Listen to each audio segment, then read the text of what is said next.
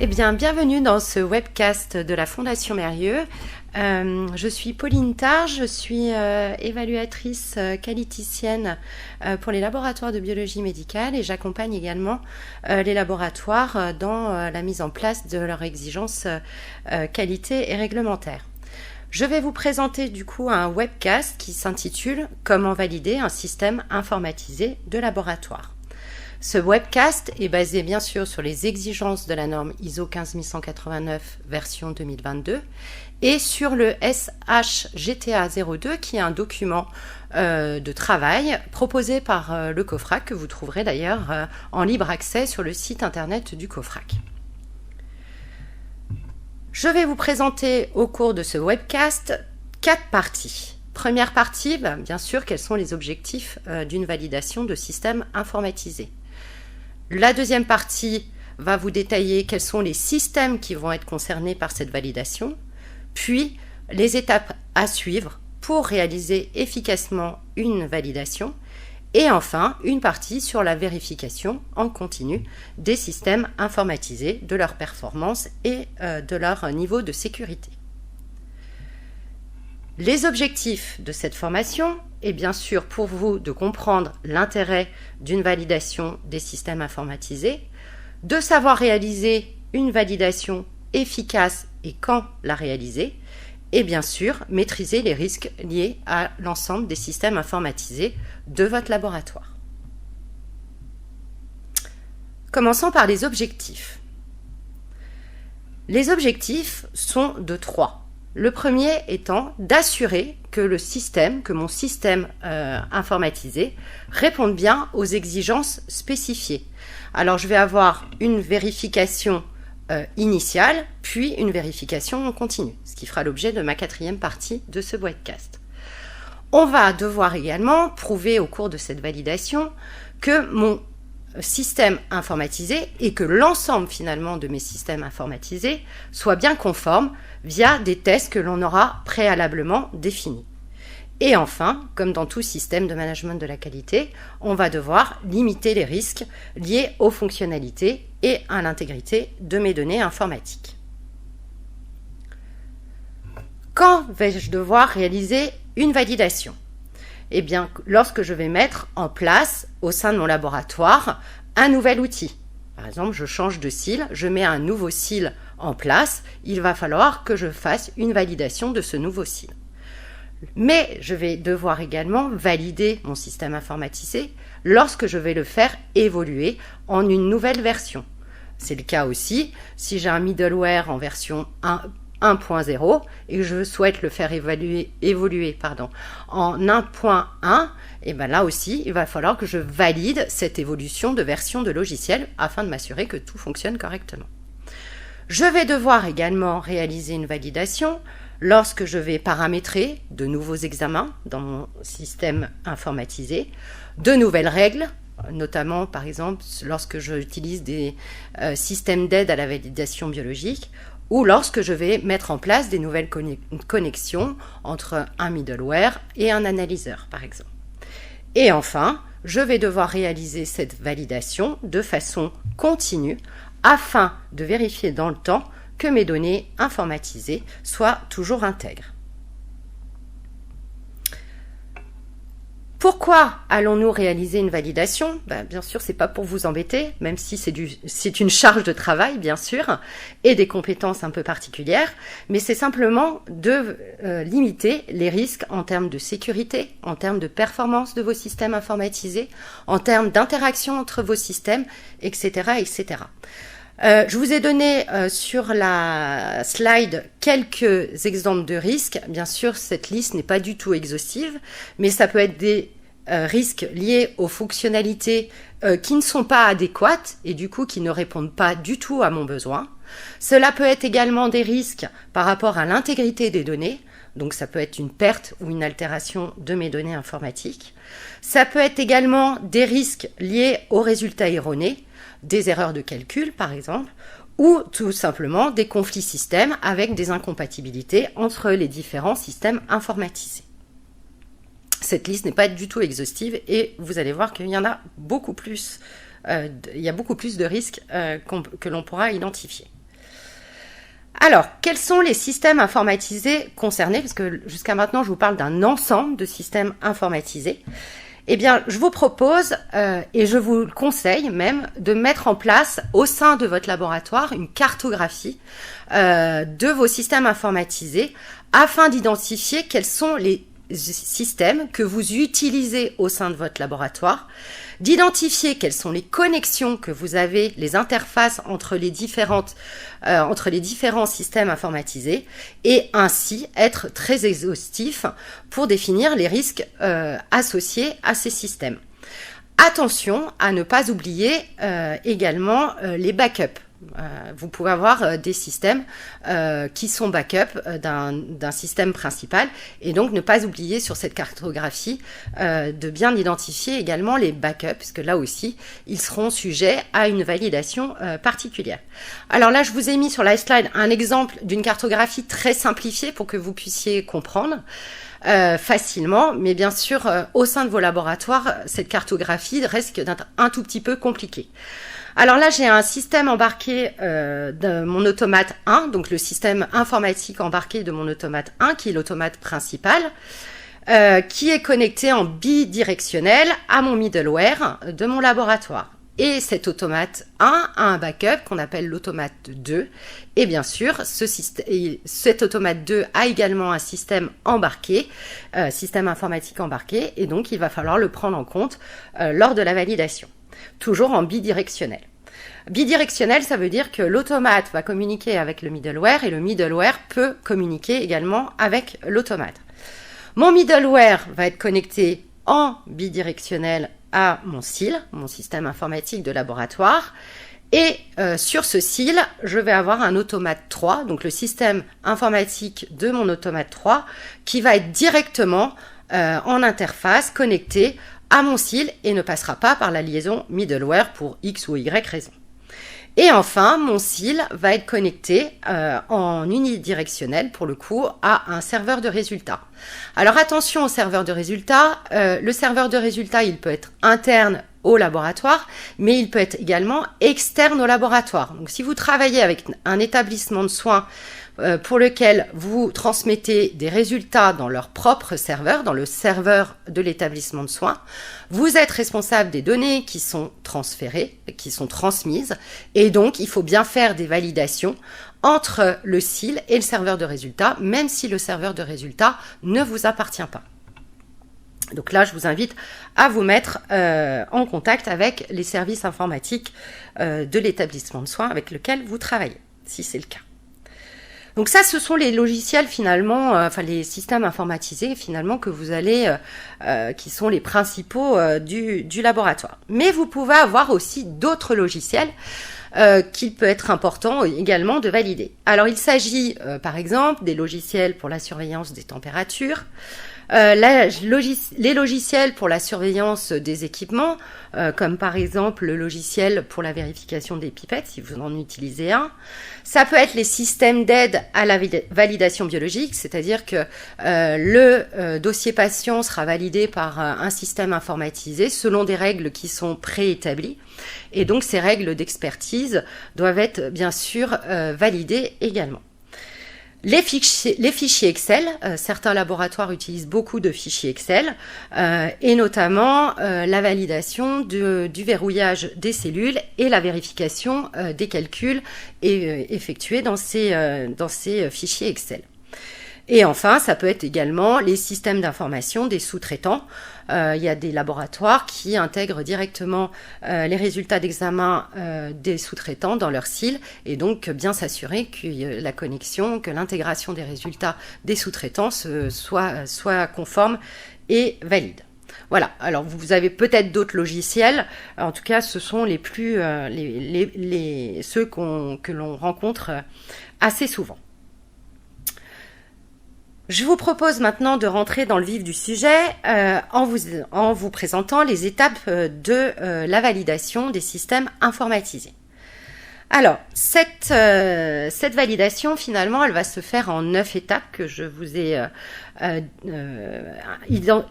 indiquées sur cette slide. Donc, la première étape qui est la constitution de l'équipe projet. La deuxième étape, la formation de l'équipe. La troisième étape, le recueil des besoins. La quatrième étape, le paramétrage et le déploiement. La cinquième étape, les phases de test. La sixième étape, la formation du personnel et la mise à jour documentaire. La septième étape, l'information auprès de mes clients. La huitième étape, le go et le no-go, ou le no-go, pardon. Et la neuvième étape est la mise en production. Alors, ces étapes, elles vont être plus ou moins longues en fonction du projet que vous avez à mettre en place. En effet, le paramétrage, par exemple, d'un examen dans le SIL va nécessiter peut-être un petit peu moins de temps et certaines étapes seront peut-être pas applicables qu'à l'installation d'un nouveau SIL. Donc, c'est à vous finalement d'adapter ces étapes de validation en fonction des systèmes que vous avez à valider. Si l'on regarde ces étapes un peu plus en détail, avec la première étape par exemple, qui est la constitution de l'équipe projet. Alors, en fonction de la validation que vous avez à réaliser, il faudra que le laboratoire choisisse une équipe projet qui soit pluridisciplinaire. C'est-à-dire que ce n'est pas nécessaire d'intégrer que des informaticiens. Vous voyez que sur la mise à jour, par exemple, d'un SIL ou l'installation d'un nouveau SIL, il va falloir aussi qu'il y ait les utilisateurs finaux dans ce projet et dans cette équipe projet. D'accord ? Donc en général, on a un chef de projet et puis il y a une équipe pluridisciplinaire qui accompagne ce chef de projet.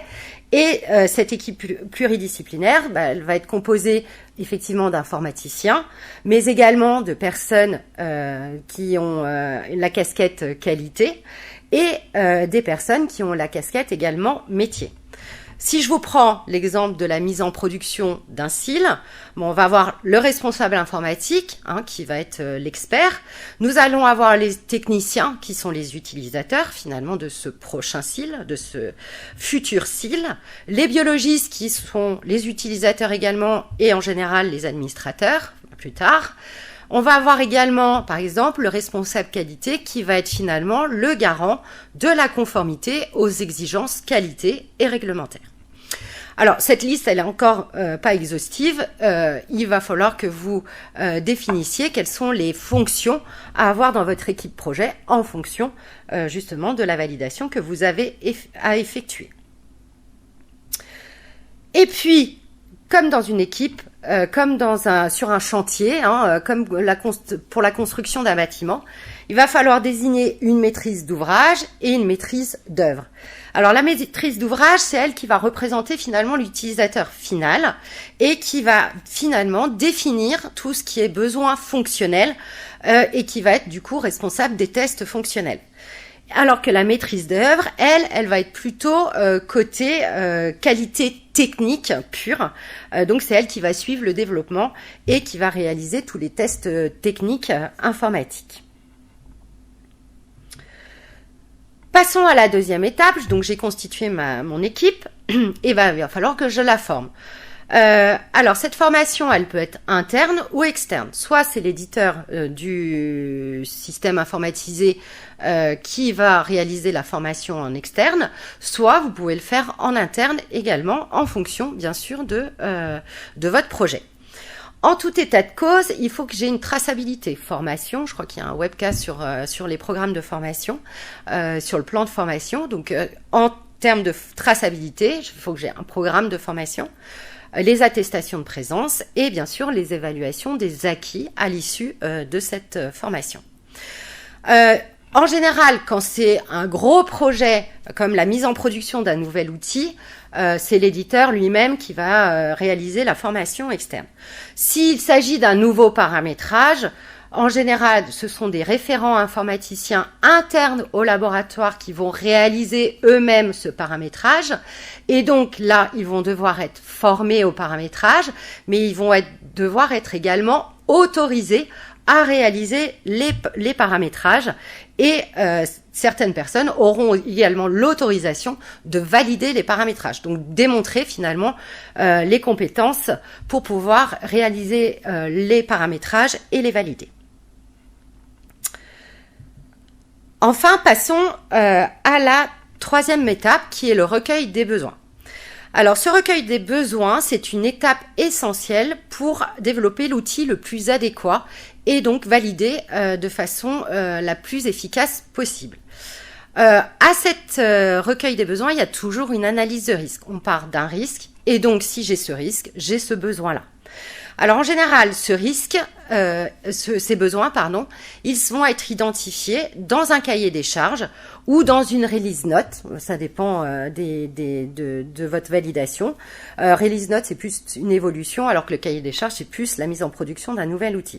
En tout état de cause, dans ces documents, il va falloir exprimer quels sont vos besoins en termes de fonctionnalité du système, de paramétrage souhaité, de performance, quelles sont les interfaces dont vous avez besoin.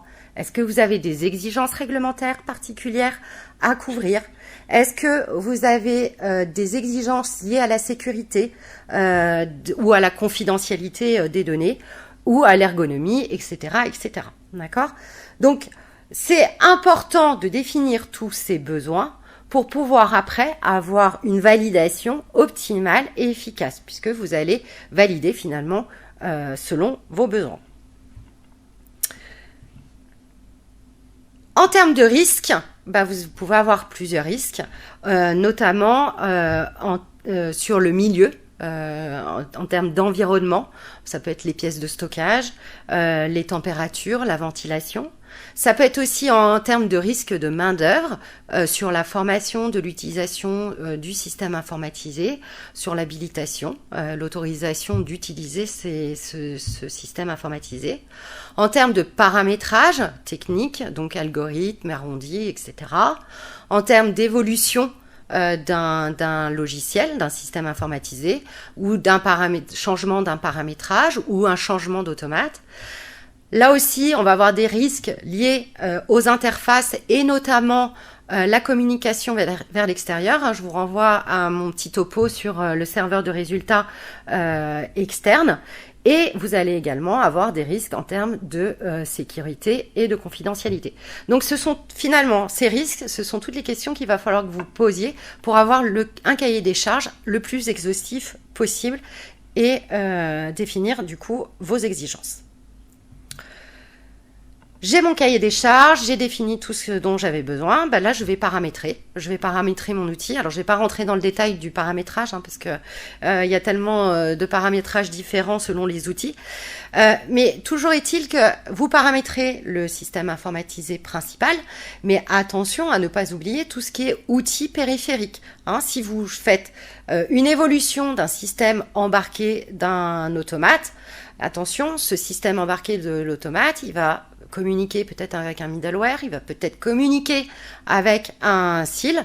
Donc dans ces cas-là, il faut vous assurer que l'évolution de ce système informatisé finalement n'a pas de conséquences ou d'impact et que cette interface fonctionne toujours aussi bien malgré cette nouvelle version. Pour cela, je vous conseille de détailler toutes les opérations de paramétrage et de déploiement dans un plan de validation. Alors, qu'est-ce qu'un plan de validation? Là, je vous ai mis en slide un exemple. Alors, c'est un sommaire, je ne suis pas rentrée dans le détail parce que sinon, ce webcast durerait quelques heures. Je pense que ce n'est pas l'objectif. Mais au moins, ça rappelle peut-être les points, les éléments que vous pourriez intégrer dans votre propre plan de validation. Alors, vous pouvez avoir comme item les objectifs et le contexte de votre projet. Les documents de référence, est-ce que vous avez une réglementation, des bonnes pratiques, etc. à suivre pour pouvoir valider correctement vos systèmes. Une description du système à valider en termes de fonctionnalité, en termes d'architecture technique, d'environnement mis en place, etc. L'organisation que vous allez mettre en place pour pouvoir faire ce paramétrage et ce déploiement et donc cette validation. Donc le périmètre de la validation, le phasage du projet, le planning général, quels sont les acteurs, les signataires, etc. En résumé, c'est le qui fait quoi et quand, bien connu dans tout système de management. Le déroulement de la validation, bien sûr, avec l'analyse de risque que vous avez effectuée, les différentes phases de qualification, l'organisation que vous avez mise en place, la gestion documentaire, la définition des tests à effectuer et bien sûr tous les critères d'acceptation. Parce que c'est bien de faire un test, mais il faut savoir quand est-ce qu'on conclut qu'il est conforme ou non conforme. Bien sûr, toutes les procédures qui sont attendues pour garantir le maintien du statut validé, donc la gestion des changements, en termes de sécurité, sauvegarde, restauration, etc. Et ne pas oublier tous les éléments de traçabilité, donc toutes les preuves que vous pouvez fournir pour attester de la validation de vos systèmes informatisés et de leur conformité. Alors, c'est très théorique, donc je vais vous prendre un exemple sur le paramétrage d'un examen dans votre SIL. Donc, vous avez un nouvel examen. C'est l'objectif et le contexte de votre projet. Vous mettez en place un nouvel examen biologique au sein de votre laboratoire. Donc, vous avez besoin de le paramétrer dans votre SIL. Donc, les documents de référence, ici en France, c'est la HAS qui nous donne les bonnes pratiques et la nomenclature des actes de biologie médicale et bien sûr l'ISO 15189. La description du système à valider, là pour le coup c'est non applicable, votre système il est déjà en place, c'est simplement que vous rajoutez un examen que vous paramétrez, donc il n'y a pas de modification sur les fonctionnalités, ni sur l'architecture technique, ni sur l'environnement. L'organisation mise en place pour la validation, je vais faire un petit planning général, phasage du projet, avec le paramétrage par un technicien informatique référent au sein de mon laboratoire, la validation par le responsable informatique, c'est lui qui donne l'autorisation à la mise en production de cet examen, et enfin j'ai une date limite de septembre 2025. Sur le déroulement de la validation, je vous propose qu'on passe sur la diapo suivante. Je vais terminer celle-ci parce que c'est un peu plus détaillé. Bon, l'environnement nécessaire, pas d'environnement particulier, non applicable, c'était déjà mis en place. Sur les procédures attendues pour garantir la gestion des changements, la sécurité, la sauvegarde, là aussi c'est non applicable. Le SIL était déjà sécurisé, sauvegardé. Il y avait déjà des tests de restauration, donc c'est l'ajout d'un examen supplémentaire, donc c'est non applicable. En revanche, sur les éléments de traçabilité, je demande dans mon plan de validation détaillé qu'il y ait une fiche test paramétrage. Alors là, je l'ai nommé SIDE 001 version 2 pour attester de la réalisation effective du paramétrage selon des bonnes pratiques et que j'ai une autorisation spécifique. Alors, sur le déroulement de la validation, là, je vais identifier des risques, ce qui va me permettre de mettre en place des choses un peu particulières et des points de vigilance surtout. Donc, les risques sur un paramétrage d'examen, ça va être risque d'erreur d'unité, ça peut être des risques de nombre de chiffres significatifs après la virgule, les intervalles de référence en termes de sexe, âge, etc. Ça peut être des calculs aussi, des risques liés au calcul. Ça peut être des risques liés au format de mon étiquette code barre. Ça peut être des risques liés à mes connexions. Ça peut être également des risques liés aux valeurs critiques et aux alarmes analyseurs et ça peut être également des risques liés à ma facturation. Je peux avoir une erreur de facturation suite à ce nouveau paramétrage de mon examen. Voilà, donc tous ces risques finalement, vous voyez que ça vous permet de bien détailler que vous avez dans votre fiche de paramétrage, que vous avez bien paramétré les unités, que vous avez telles unités, le nombre de chiffres, etc., etc. Et ça va vous permettre de définir finalement les tests que vous avez effectués après. Justement, ces phases de test, c'est la 5e étape. Donc j'ai voilà une vue globale. Comme tout test, je vais définir quels sont les tests que je vais effectuer, je vais les réaliser et je vais conclure sur la performance ou non de ces tests. Choix des tests, toujours en fonction de mon analyse de risque, mais il faut aussi s'assurer que mes tests, ils couvrent bien tous mes besoins et exigences. Donc ça peut être des tests fonctionnels, des tests d'intégration, des tests de non-régression, etc. Et tous ces tests, bien sûr, doivent être traçables dans mon système de management de la qualité. Donc j'ai une fiche de test qui va sur laquelle je vais trouver les instructions, donc les unités, valeurs critiques, etc. Quels sont les résultats que j'attends? Voilà, c'est important parce que c'est les critères de décision. Est-ce que ces résultats sont obtenus ou pas obtenus? Quelles sont les anomalies que j'ai rencontrées? Quels sont les commentaires éventuels? Est-ce que j'ai eu des difficultés ou pas? Et quels sont les opérateurs qui ont réalisé ces tests et l'autorité qui a validé le test? Si je vous prends un exemple pour que ça soit un petit peu plus concret, je vous reprends toujours le même exemple paramétrage de mon nouvel examen.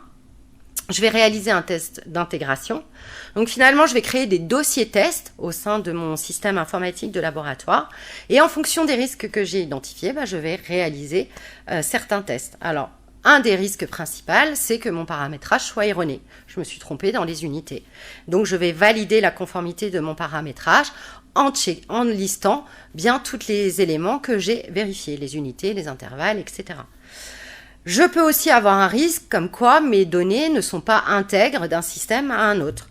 Donc du coup, je vais tester, je vais créer aussi un dossier test pour m'assurer que j'ai bien ce qui a été émis par mon automate se retrouve bien dans mon SIL et inversement. Ainsi, je vais tester la transmission effective sans perte ou modification des données à un système ou à un autre. Un autre exemple, c'est l'exemple d'une liaison, d'une nouvelle version de la liaison entre les médecins de ville et le laboratoire. Donc là, je vais faire un test d'intégration fonctionnelle. Donc j'ai listé plusieurs risques qui sont en bleu marine et quelles sont les actions que je vais mettre en place. Donc par exemple, je peux avoir un oubli de mes correspondants. Donc là, il faut que je définisse les correspondants impactés par cette nouvelle version et je vais checker un par un que effectivement mes correspondants soient bien tous pris en compte. Un autre risque, c'est que mes résultats ne parviennent pas aux correspondants. Donc là, je vais créer des dossiers tests et je vais vérifier que mes fichiers se génèrent bien pour chacun des correspondants avec l'envoi effectif des résultats aux beaux correspondants. Autre risque, c'est que mes résultats transmis soient incomplets. Donc là, je vais vérifier l'entête, le format de mon fichier, je vais vérifier l'entête, le corps de texte, etc. à partir toujours de mes dossiers tests. Je peux avoir des résultats transmis erronés, d'accord. Donc là, je vais vérifier qu'effectivement, j'ai mes données générées soient bien conformes avec les données que j'ai enregistrées dans mon SIL. Donc ça va être en termes de nom du patient, date de naissance, résultat, unité, non-conformité aussi préanalytique, attention à ne pas les oublier, l'interprétation éventuelle du résultat, le nom du biologiste ayant validé, etc. Et là aussi, ça va être effectué à partir de dossiers tests. Toujours dans ce même exemple, les résultats et données du patient peuvent être piratés. Je peux avoir un problème de sécurité, d'interface entre ces deux systèmes informatisés. Donc là aussi, je vais réaliser des tests qui me permettent de bien valider la sécurité de mes données. Et enfin, je vais faire des tests de non-régression, c'est-à-dire que le fait d'ajouter des nouvelles fonctionnalités, par exemple, ou toute autre modification, là j'ai fait une nouvelle version d'une liaison, il faut que je m'assure que ces modifications n'ont pas d'impact finalement sur les fonctionnalités que j'avais codées en amont et du coup sur les résultats transmis en amont et que ça ne change pas tous les résultats. Voilà pour quelques exemples de tests. Maintenant, si j'ai des problèmes sur mes tests, s'ils ne sont pas conformes, comme dans tout système de management de la qualité, vous identifiez ces anomalies, vous les enregistrez dans votre SMQ, vous les analysez pour comprendre les causes et les impacts éventuels des anomalies, vous les corrigez et vous vérifiez à nouveau pour vous assurer qu'effectivement ces anomalies ne soient pas à nouveau rencontrées. Finalement, ça c'est le système de management de la qualité très classique. Donc j'ai fait mes tests, tout va bien, c'est tout bon. Donc je vais former finalement après le personnel. Si j'ai une nouvelle version d'un logiciel de mon laboratoire, il va falloir que je forme mon personnel à ces nouvelles fonctionnalités. Et puis de temps en temps, le fait de changer, de mettre en place une nouvelle version du SIL, ça nécessite peut-être une information auprès de mes clients, si ceux-ci sont impactés. Après, ce n'est pas une obligation. Enfin, l'avant-dernière étape, c'est le go-no-go. Finalement, c'est la prise de décision. On prend la décision si on met en production ou pas, en fonction finalement des résultats des tests, en fonction de la formation de mon personnel. Et cette prise de décision, elle doit être tracée quelque part, et ça doit être réalisé par une personne qui a l'autorité au sein de votre système de management de la qualité. En cas de no-go, ce qui est possible, il faut que vous ayez une procédure dite de retour arrière qui doit être prévue et doit être mise en place, parce que un changement de cil, par exemple, faut pouvoir faire vite machine arrière si votre nouveau cil n'est pas fonctionnel dans les temps. Et enfin, si tous les voyants sont verts, vous pouvez mettre en production. Donc là aussi, cette mise en production, elle est réalisée par rapport à des critères, tout fonctionne, ou alors j'ai des fonctionnalités qui fonctionnent un petit peu moins bien, mais je prends la décision malgré tout de mettre en production. Ce n'est pas grave, ça n'a pas d'impact sur les résultats de mes patients ou sur mes dossiers patients. Soit je décide de couper une fonctionnalité, je peux aussi. En tout état de cause, il faut que ça soit tracé, comme dans tout système de management de la qualité. Et donc cette mise en production, en général, on l'a sur une fiche, alors soit sur la fiche paramétrage, mais ça peut être aussi sur le plan de validation détaillé que je vous ai présenté tout à l'heure. On peut également avoir besoin, dans certains cas, notamment par exemple pour la nouvelle version d'un cil ou un nouveau cil, de faire des tests post-production si besoin. C'est-à-dire de pas se dire avant production tout allait bien, les tests étaient ok. Maintenant que je suis en prod, c'est bon, j'arrête les tests. Non, c'est peut-être important de faire des tests dans la réalité pour s'assurer que tout fonctionne vraiment correctement. Quelquefois, on a quelques surprises. Voilà, vous avez validé de façon initiale du coup vos systèmes informatisés.